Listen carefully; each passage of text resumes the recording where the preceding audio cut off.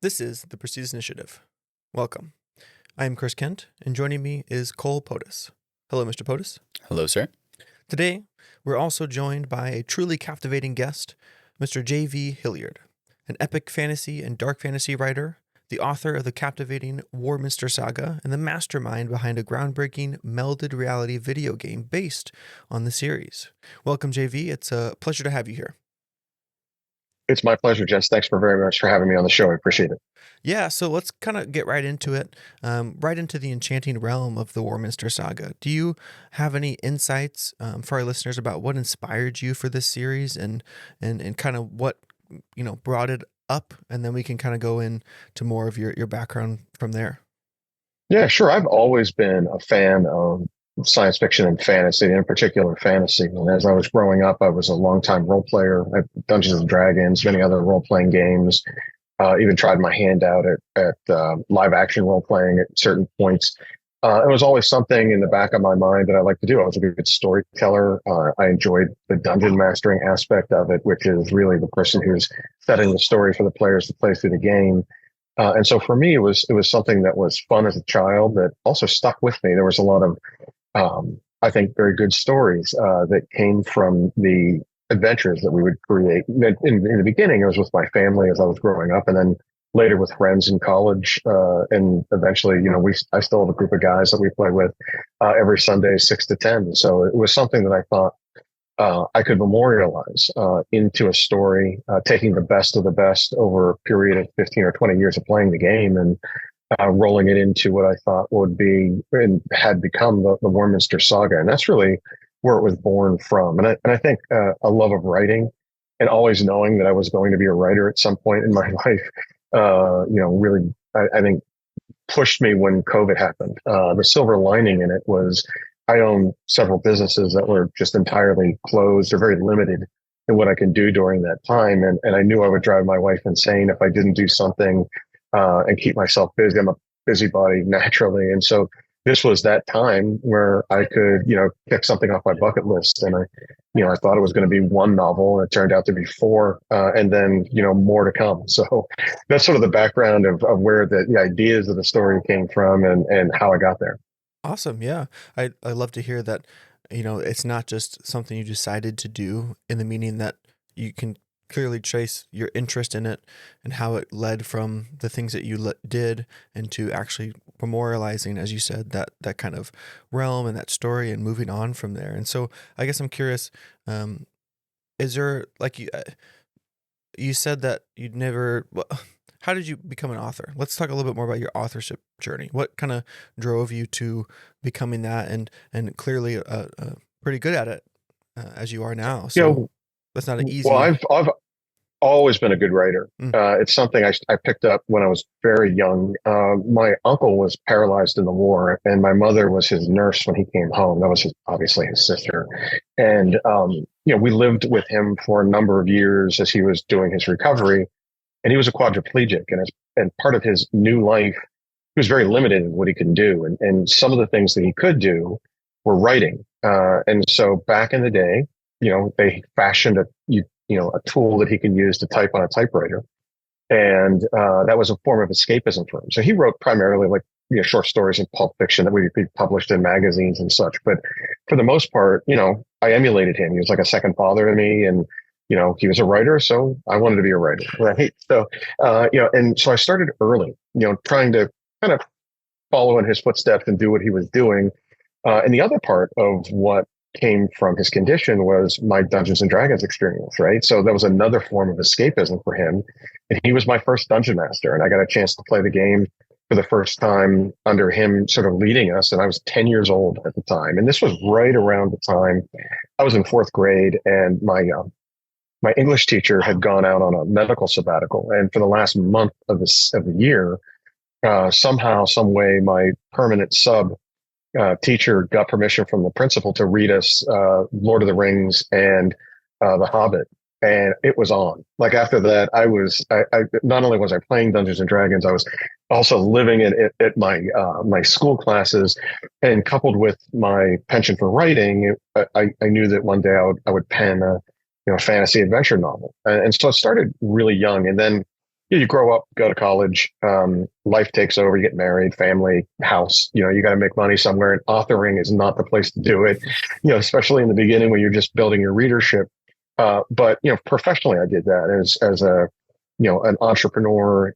Started in the defense industry. I did a lot of work as a defense lobbyist in DC, working with technology companies and introducing them to the Hill and to the Pentagon.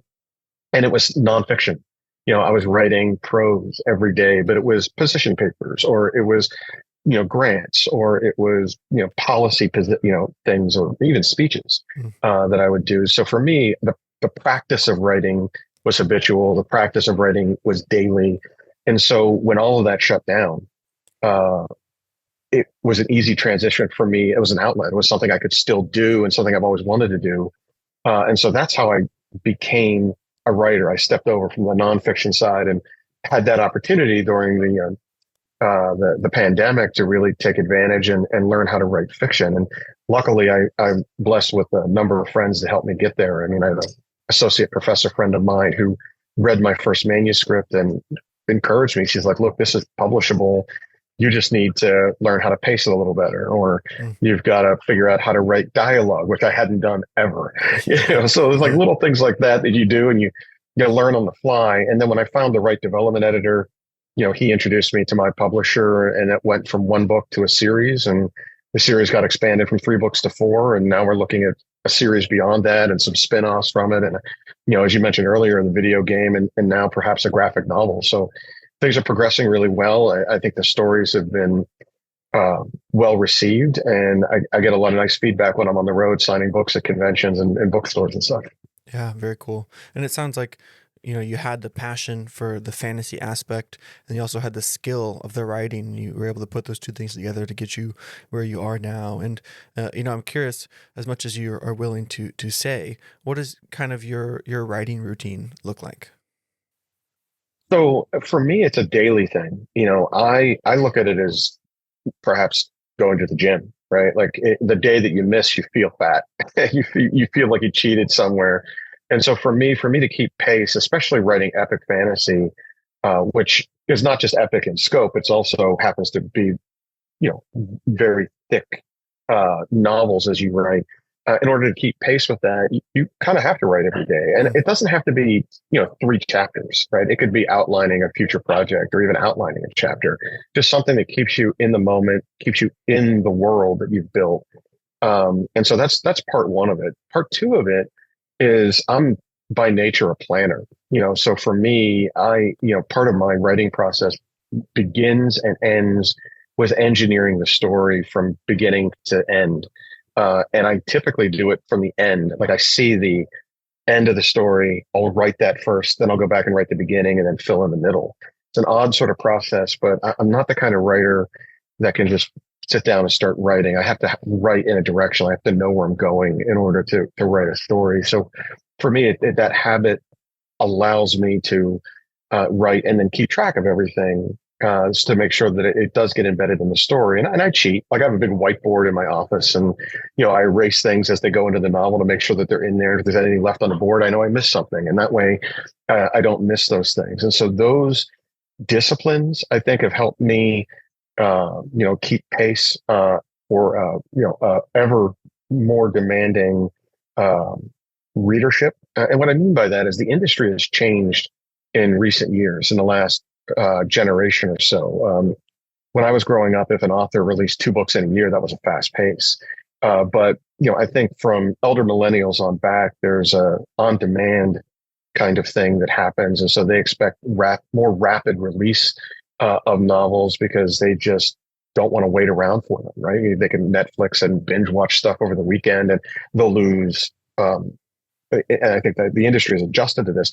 There's a sense that they want it faster, and so they that's hard to do when you're writing epic fantasy. No matter what you do, there's 3 months of writing a manuscript and then 3 months of editing in front of you, and unless you've done them all ahead of time and then release them once every other month, you're just plowing along once every 6 months, like I have been, launching the novels. And so I think that level of discipline and planning have helped me as an author get to a comfort zone in making sure that I'm meeting my deadlines, that my publisher's happy, my editors are happy, and therefore my readership is happy. They're getting something in a hurried but professional pace in a genre that's really tough to write more quickly.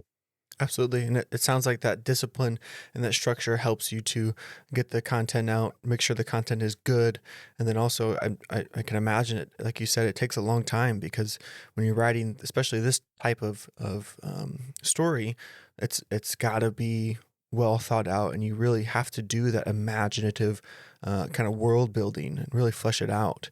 And so, speaking of that, can you share any insights you have into creating rich and immersive settings, characters, and other kinds of things like you did in the Warminster series?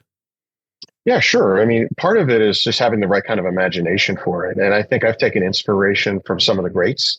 Tolkien is the granddaddy of them all. And, it's hard not to write in fantasy while um, understanding that all fantasy was born from The Hobbit and The Lord of the Rings in many respects. And so I try to pay homage to that while also creating something that is not only new but exciting and that people can find themselves into. And so you have to create your own world. So like George Martin with with the Game of Thrones couldn't use Middle Earth, so he created Westeros and Essos.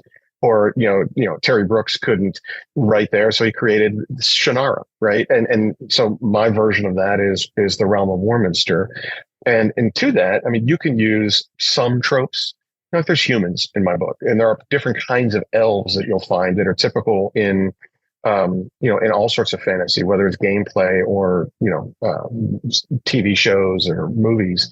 You'll see that kind of stuff. But then there are creatures and monsters that you'll find that are unique, and some of those unique creatures that I call cryptids generically, I've taken inspiration from true life mythos. So you'll find one of the villains in my novel is the antlered man, who's sort of this magically transformed creature that's under the control of one of the big bad evil guys in the novel.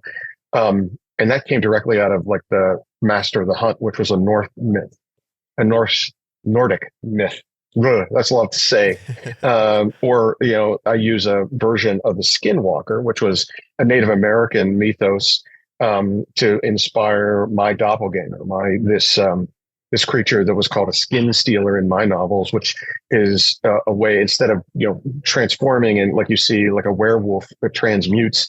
This is something that the only way the creature is able to do it is to do it by eating you from the inside out, which gives it sort of a really dark fantasy kind of aspect to it, almost gothic or almost Lovecraft in a way.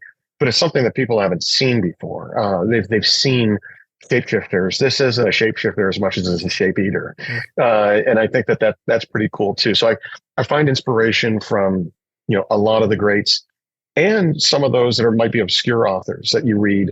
And you're like, oh, that's a good idea, but what if I did this to it, and spin that kind of stuff, I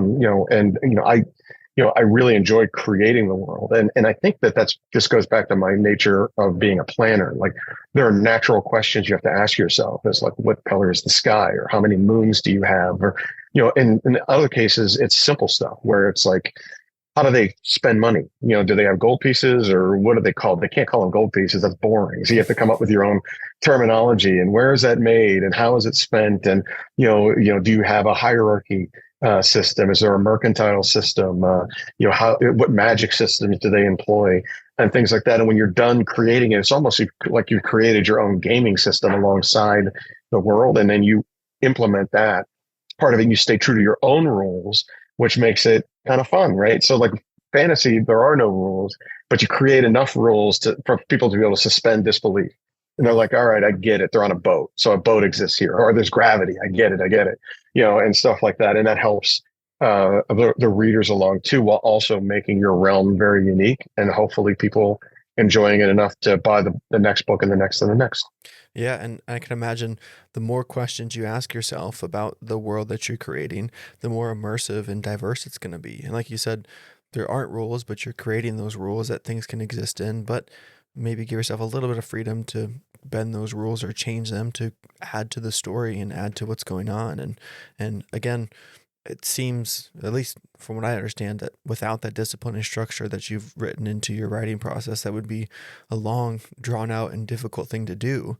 But it's also cool because you're allowing yourself the creativity to play off of things that you either create yourself, come up with, but it also sounds like you draw a lot from reality or inspired from certain ideas that you then can turn into your own, and that's really cool too because we can sit down and have this conversation that, I didn't just completely imagine this thing. It's actually based off of this thing, but I took some liberty to change it. And to me, that's really interesting because, you can tie it back into something else and then you can see the way that you applied your creativity to it, which is really cool. Yeah, you have to be inspired. I think all authors, I'm not going to say in many respects, all authors are good observers, right? So oftentimes we get criticized for being introverts, and a lot of us are. I happen not to not be one, but a lot of authors wouldn't dare to come on this show. It's something that they don't do to promote their own stuff. They like to sit around and just watch things.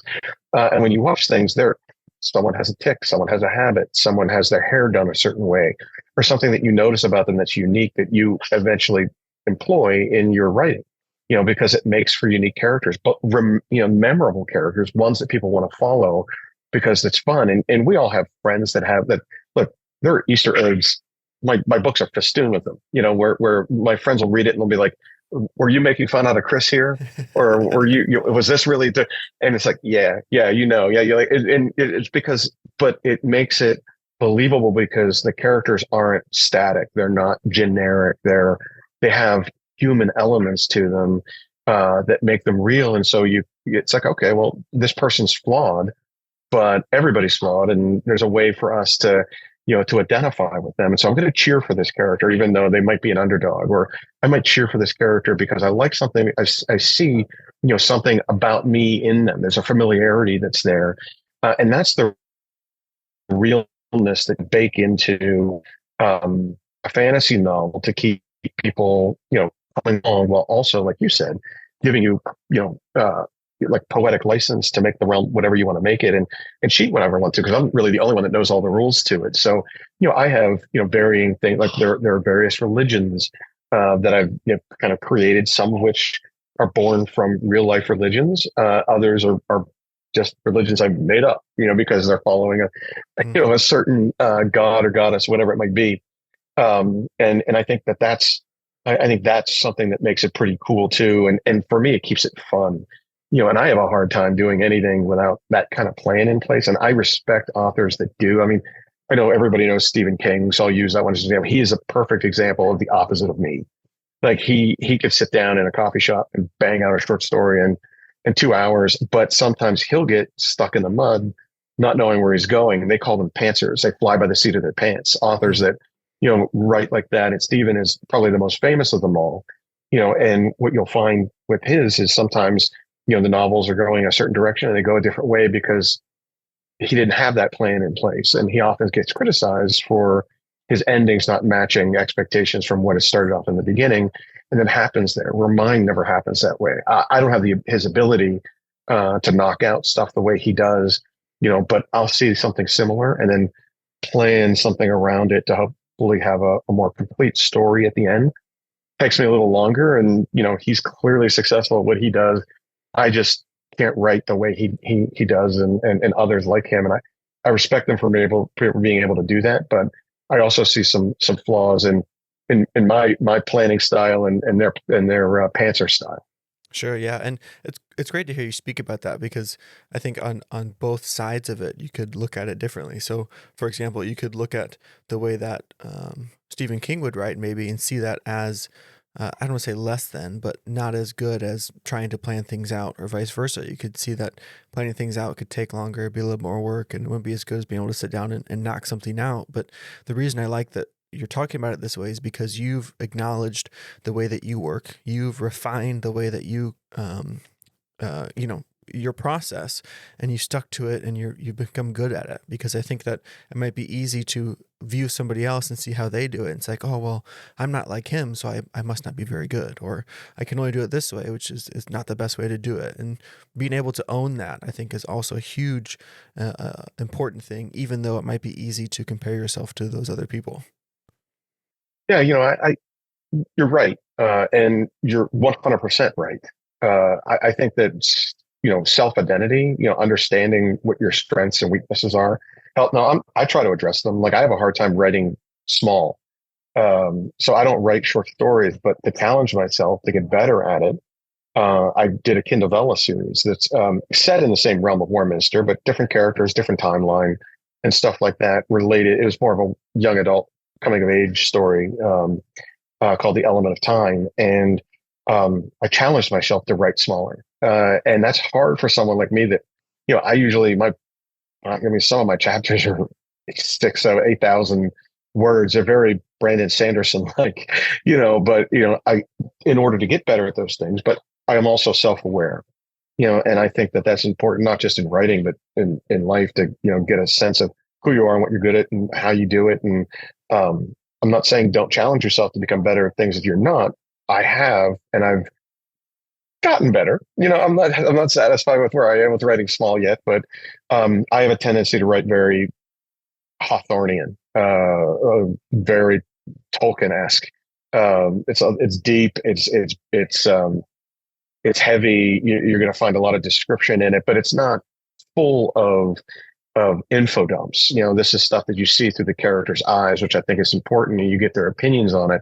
And I want to give you enough, creative license as a reader to read it on your own and decide what that character looks like. I'll never describe a character down to the toenails, right? You just give them just enough, and then that character's in their head. And I've had people come up to me at conventions and stuff and ask, how do you pronounce this character's name? And I heard R.A. Salvatore, one of my favorite writers, once famously he said, it's pronounced however you pronounce it, right? And even though that was a very direct answer to a very simple question, it's very broad. And what he was saying was, it doesn't matter how I pronounce it. You're the reader. So pronounce it however you want. And if you want this character to look a certain way, and that only gets mucked up when there's an adaptation to it. And the characters are seen from my perspective on a silver screen or in a video game or in a graphic novel. Now all of a sudden you are putting pen to paper. But I'll tell you this, I've had a lot of folks write and do character, like they'll do fan art and give it to me at conventions or email it to me. And I try to do as much as I can to promote their stuff and put it on my website and social media and things. And some of that stuff is tapped dead center. It's like, well, I could not have done a better job describing what this person looks like. And they cared enough to do that. And it's humbling in that respect when it's almost like a police sketch artist, and you describe something, they come to you and say, is this right? And you're like, yeah, that's it, and it's fun to see that other people can crawl into your mind for a little bit and do that stuff. But I getting back to your original question, I do think that being self-aware and what you do well and what process it takes to get to where you want to go is important so that you don't get writer's block or you don't lose interest in writing and then it sits in a drawer for a couple of years before you get the urge to do it again. And that's why I think my habits help me continue to hit my goals and my publisher's goals, as part of this too. Yeah, awesome. Yeah, I definitely think that that's a good answer to the question. And I think that, as you said, it's not only good for you when you're writing, but I think it's a good skill for anyone to develop in life, being self-aware and realizing how you move through the world. And, we talked about already trying to do that world building and create that kind of character or setting or whatever it is, and even hear you to talk about fans that have come up, and because you did such a good job, it's a whole other layer to it where you're not only trying to create them, but you're trying to create something that someone can picture, and then you're creating it so well that they can actually turn it into reality, which is another skill that can be developed.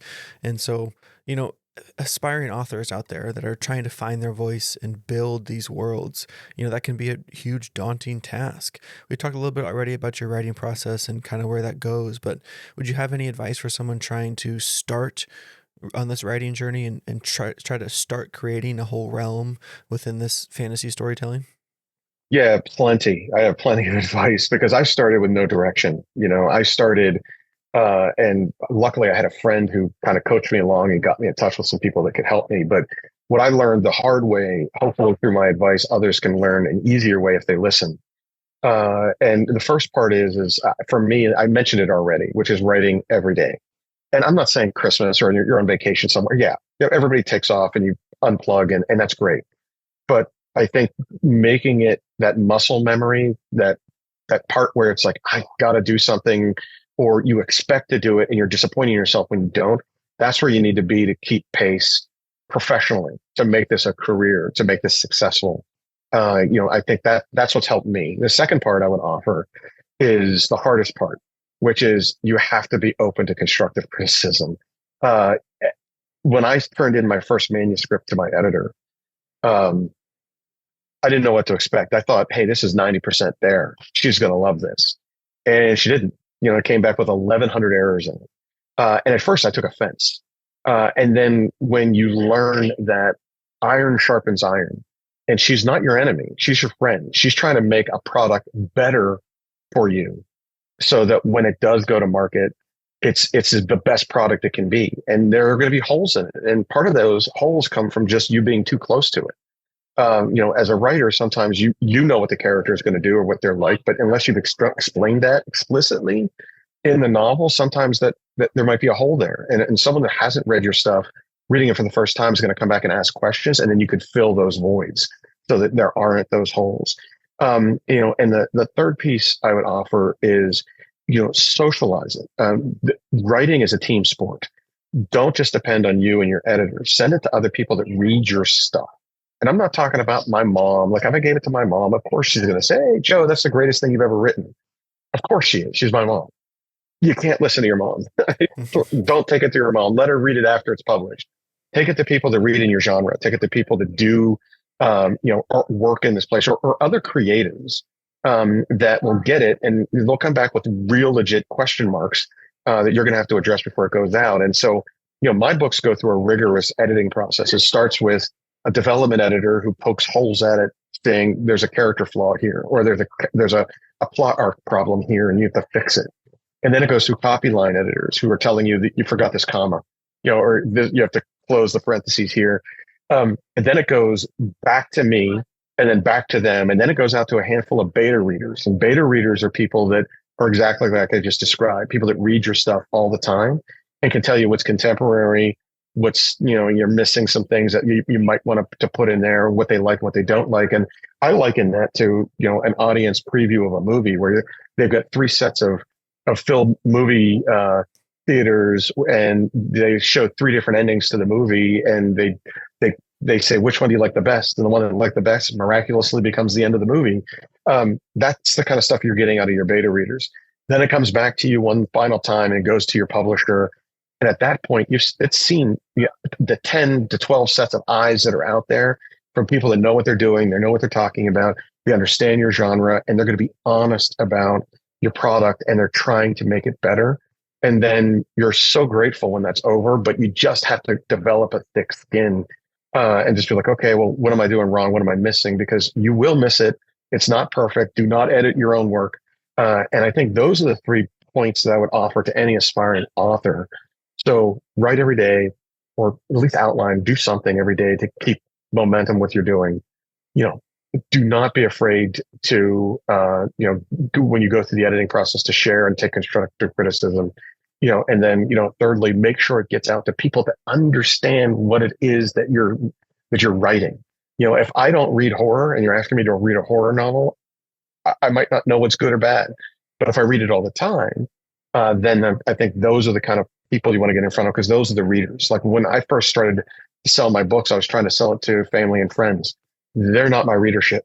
They're not going to be the ones that they'll might buy the first one, but after that, they're done. You want to find people that read your stuff and sell to them, because they're going to come back and back and back. And that's the kind of beta reader you need to tell you that they like it or they don't. Absolutely. Yeah. Great advice. I think anyone listening could definitely benefit from that. And so moving on, still within the realm that you've created, but you're starting to do other things, as you mentioned. You have the video game coming up, and you're starting to do graphic novels and stuff like that. And kind of maybe walk us through how you were able to turn what you created from the page into much more than that, and what that process kind of looked like. Yeah. So, the video game thing came out of the blue. Usually when you talk to someone who's written a book, yeah, everyone asks the same question: is when's it going to become a movie, like that kind of stuff. And that's what you think of. You never think when it's going to become a video game. Like, at least I didn't. And as a gamer myself, um, that was an honor that someone would approach me and think that my product was visual enough and descriptive enough that they could create, that same stuff out of it. Right now, video game storyboarding is a lot different than writing a novel. It's not always going to be the same, and you've got to have action all the time to keep people interested in the game.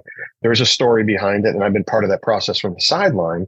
But watching it be adapted to a different medium has been fun, exhilarating, all the things you would think it would be, because you get a chance to see what the characters look like that they're developing, and you want to make sure that they align with the story. And then not everything in the story can fit into a video game. So as part of the storyboarding process, there are challenges and quests and things that your avatars are going to go off and do, that might not necessarily have been in the books, but it's okay. You know what I mean? It's not the books. They're not reading the books, but it's enough that you hope that you get people through the licensing of your intellectual property to this different form, that they now come back and buy the books later because they want to learn what really happened. But they get a chance to see some of that visually as opposed to imaginatively by reading the novels. And that's been, I think, the most fun, but also the most challenging, because you don't want to kill your own darlings, which is sometimes, your favorite characters or your favorite scenes get written out of the video game, or it's too much to be in a graphic novel. So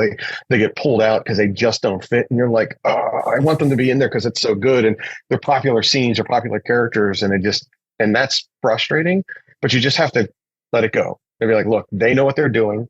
I'm an author. I know what I'm doing on this side of the table. They're video game developers. They know what they need on their side. So let them do it. Just be here to consult and advise. And I think that that's been rewarding, as well as challenging, and learning on the fly. It's something I never thought I would be involved in. And it's been fun since day one.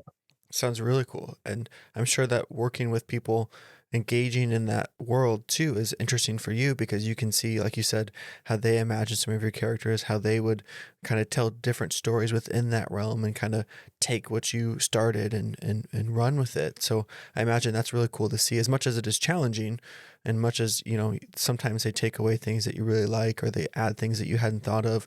I'm sure that's really awesome to be able to see them also engage with the world you've created in a way that can show you that they really care about it. They really love, and I bet that's a great feeling to know they care about that world as much as you have in the process of creating it. Yeah, and to see some of the new stuff they've put together it's exhilarating for me. It's like, oh wow, why didn't I think of that, right? Or there are times where it's tough. You've got your favorite characters, and they all, lo and behold, they become part of the video game that the players are going to have to go out and beat up, right? And you're like, no, I don't want them to beat, but it happens, right? Or they can do things that don't align necessarily with the novels, and that's okay. They have freedom to do that in this new medium. So like, you don't have to do everything that the novels did. That would kind of be boring. So, and this gives you an options to do a variety of things. And the way this game is set up too, when it launches, at least the first piece of it will be augmented reality. And that'll come out in late 2024. The virtual reality game will come out in late 2025. But that AR piece, a lot of that is very Pokemon Go-ish. So folks that have ever played the game, they'll be able to do stuff on their phone, not just on their laptops or their gaming system. They'll be able to do stuff out in the wild and take challenges in the wild. And as they, win the quests and solve the riddles and things, they'll be rewarded with stuff they can use in the real world. So, you slay the dragon and you pick up his treasure and your character levels up, but also you open a scroll and you find out you've got a $5 off a Subway sub, or a buy one, get one at Subways, or a Starbucks. And it's those sponsorship ideas that beget additional, dollars to the game and other attention. And you can use that stuff in the real world, or you can trade it. And I think people will start talking about that. And I think that is fun to me too, even though there's no Starbucks in my realm of Warminster, there might be one in the game. So, hey, whoever sponsors, right? I got used to that over the years too. Like I played like NHL, 2023 PlayStation and, the Bowers is, they've got the skates, or Coho's got the sticks. And so you see that stuff already added in. This makes it live. Like you can actually take it somewhere, put it in your e-wallet and go get a discount at a restaurant or a bar or a sporting goods store somewhere. So it's that part is, it brings the businessman back in me, where like it's just, before it was like the creative. Now it's like, oh, I get this. How do we monetize this? Yeah. And that makes it a lot of fun too. That definitely sounds novel. I don't know of many video games or really anything of that type. So it sounds like it's gonna be really kind of revolutionary and really exciting to see what comes from that. And I'm glad you brought up kind of the business side, because my next question for you is, when you're doing all this, you have your structure for reading, you have your family, you have your friends, you have your hobbies and games and stuff like that. Do you find it difficult, or how do you best kind of balance all of that? Because I'm sure there's been times when you're sitting down with your family and you have an idea, and I'm sure the first thing you want to do is go kind of run with that idea, but you're also, with your family. And so how do you kind of balance everything that's going on within your life? I think that you just have to put up walls, right? There's times when you're with your family, times when you're out, and even if an idea strikes you, you can always, with phones these days, you can take a note, dictate it while you're driving. Yeah, I even have just basically a sketchbook in my car that I'll grab if I need to make notes on something, so I don't forget about going back and addressing it later. And then you just build it out. But I think from a good work life balance situation, it's really important that you put up walls there, so you're not always sitting in front of your computer, and your wife comes up to you and like looks over the top of your screen and is like, "What do you? I'm here. Can you talk to me?" You know what I mean? Don't look at your screen. I'm real. That's fake. Yeah. And I think those things are really healthy, as well as, in the beginning as an author, you're not going to make any money. It's a hard way to do it. Like, people will go out and they'll put their body, soul, blood, sweat, and tears into a novel, and it could be great. And they might sell 50 books. They might sell 200 books. You know what I mean? And to put it into perspective, if to be in the top 10% of author sales in any given year, you have to sell 1,000 books, right? Doesn't sound like a lot. Try selling 500 books, right? It's just, especially when no one knows who you are, they've never read your stuff. And it's just, you've got to get over the hump where you're building your readership. So you've got to go in, and I liken it very much to being an entrepreneur. In fact, the way I look at it for myself is, I am the product and my books are my brand, right? And so as a business owner myself, I'm not commoditize it. That's not the right word, but I try to, look at it through the eyes of a business person. How do I sell the most amount of books? And it's not about being an Amazon bestseller, but it is, right? Like, you want to have those wins incrementally getting to the New York Times bestseller. That's where you want to land. So you have to have a business plan in place. You have to market yourself. And in order to do that, that's very expensive. And it's hard to bring people on to do that stuff for you. So many authors in the beginning lean on themselves to do that. They create their own social media accounts. They're out there literally pushing their wares every day, 2, 3 times a day on those devices, making sure that, because it's free, right? You can't take out a billboard. You can't walk into a Barnes and Noble and immediately start selling your stuff. There has to be a hook to what you're doing. And some publishers can get you in and do that, but your publishers are not your publicists. There's a line between the two. The publisher's job is to get your book on a shelf, period. Your job is to promote yourself, unless you're, like I mentioned before, Stephen King or some of the big, you're going to have, publicists that can do that for you and help you do those things. But in the beginning, it's just like investing in a business. I'm going to put a bunch of time in, and there's time value of money that's there, that you're expending to, and the blood, sweat, and tears to write and put a good product out. Your novels, it has to be good, or people aren't going to come back. And then promotion, right? And it takes a while to build that momentum to get to where you want to be. And so I encourage authors to look at it from the eyes of a business person. Take a step back and say, okay, I've got this great thing. And if you're doing it just for the art of it, and you don't care, and you're just going to give it away to your family for Christmas, and you don't care how many people buy it and read it, great, excellent. But if you want to make this a career, and it's going to feed you and your family in some way, shape, or form, whether it's a side hustle or the main stream of money that's coming in. You got to look at it as a business, and it's about how much money you're going to get for the product that you're selling. And you might have to spend a little to make a little. Absolutely, yeah, good advice. And I like that, that started off by putting those walls up and making those boundaries, which can be important, but also realizing that you're going to get, well, to not every extent, but you're going to get what you put into it. So the more time and effort you invest into it, the more things are going to come from it. And you just kind of have to do that work sometimes. So I know that speaking of extra work, you also have a podcast. You've been on several other podcasts, and it's really cool to see that because I know that it's not just you um, doing it because it's what you're supposed to do, but because you're involved in so many projects between books and video games, podcasts and videos, stuff like that, that you genuinely care about it too. And that's been kind of prevalent to me through all of it, is that you're definitely not doing this just to do it to make money, because as we talked about, it doesn't always start. It's not a huge money maker necessarily, but you do really care about it. And so I think that's another key component to it, is that if your heart isn't in it to any degree or to a large degree, I think that it's going to be a tough road, especially if you don't care about what's going on too. Yeah, I think you look at it from an industry perspective, and I own a small online e-magazine called Altered Reality, and it's there for exactly the purposes you stated. In many instances, it's the first portal to publication for authors and poets of speculative fiction.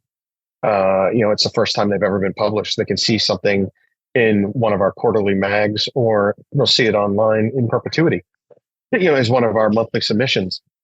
And we have, authors that have been around for 20 years that are award winning, all the way down to the first time I've submitted something. But if it's worthy and publishable, we get it out there, we do that. And so part of that was to create a portal for that publication and for the love of the game, right? And so we were doing it. It wasn't to make money. We have a couple of sponsors, but that just offsets the cost of doing some of the stuff. I'm not making money at it. But when you mentioned the podcast, I started The Realm, which was originally a YouTube channel, which now has expanded into a blog talk radio show. I bring on creatives of all shapes and sizes to do exactly that. Help them get some exposure. Sure, it helps me and my stuff too, because they're going to push me out to their followers and vice versa. It's a cross marketing that's part of it, and it's really important for both of us. But at the same token, I don't charge anybody to come on my show. I don't charge anybody to submit something to my magazine. I do it because I'm trying to promote the industry around it, because this is important to a lot of people. And it's not just escapism and entertainment. In many instances, it's people that are trying to make a living at this stuff, and a little exposure here or there for them that I wish I had in the beginning, I think will be helpful to them and set them down the right. And I always try to be a gracious host. I don't ask my questions. I don't put them on the spot. I try to, even to some degree, script something that I know they're going to be able to answer and answer well, because in many instances, this is the first time they've had that exposure, and and it's sometimes easier to do it on a phone where you're not looking at a camera like this. And other times, especially generationally, Gen Z, Gen Alpha, they're going to just be looking at the videos, right? And so you got short form, you've got long form, things that you've got to do.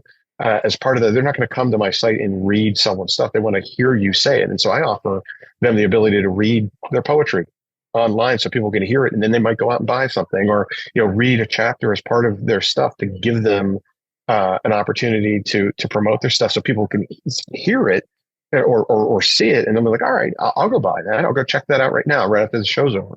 And so I think those portals help me, help them, and help the industry. So I don't mind being part of it. And I think it's, more people should, be involved in those kind of activities. And it doesn't always have to be for money. It can always, sometimes it could be for the love of the game.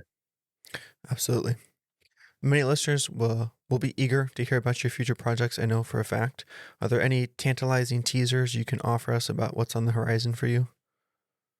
Yeah, so just in brief, the fourth book, the final book in the Warminster Saga, which will be called Echoes of Ghostwood, is going to be released at the end of Q1 of 2024. It is the epic ending to an epic saga. It was a tough one to write because some of the things in there I didn't want to write, but it makes for a really good story. And I'm excited about that as the next thing to come out. And then beyond that, I have a couple of spin-offs that I have. I've gotten encouragement from my readership, excuse me, to give some origin stories to some of the more popular characters. And so, end of next year, there'll be another origin story the first origin story for one of the villains in Canis Druwaith that will come out called the Black Rose. Uh, Date hasn't been set for that yet, but the launch of that and a few others around that for some of the more popular characters will give me enough time to really dive deep into the next follow-up series that'll come from the Warminster Saga and the follow-up on some of your favorite characters and things like that. So that's in the pipeline, as well as you mentioned before, the video game and the graphic novel. We're trying to find a house for it right now, and that's been another learning process as we go. So lots of fun things on the way, and again, I appreciate you guys having me on the show today to chat about them and let people have a little bit of a peek behind the curtain to what JV Hilliard's doing. Very exciting. Yeah. Yeah. Thank you, JV, for taking us on a journey through your captivating world of fantasy and creativity, your insights into writing, gaming, and that fusion of storytelling kind of, it's been really, really enlightening. Before we wrap up here, do you have any final thoughts or key takeaways to share with our audience? Just a friendly, if you liked what you heard and you're interested in what I write, check out www.jvhilliard.com.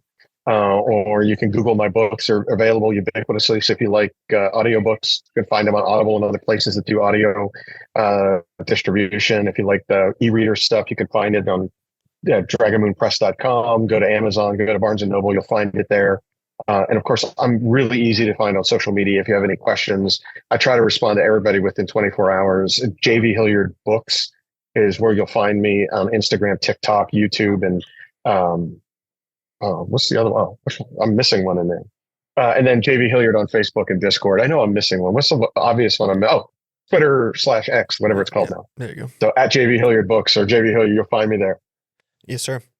That's a wrap for today's episode of the Perseus Initiative. A big thank you again to JV for joining us. And if you found this episode valuable, please consider subscribing, leaving a review, and sharing it with your friends and colleagues. Until next time, make every day count.